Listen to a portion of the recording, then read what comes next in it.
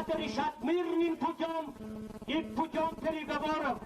Пусть они выслушают мудрость наших стариков, наших матерей, именно наших, то, что мы хотим сказать Верховному Совету Российской Федерации. Мы тоже имеем свободно жить, трудиться нормально. И во имя этой благи сегодня от имени нашей делегации поздравляю вас всех! Мир вашему дому! Благосостояние этого многословного семью!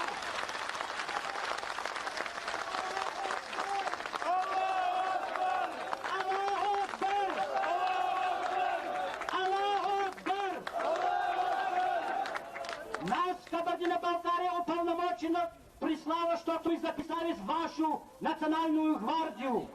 Мы с вами, дорогие наши братья!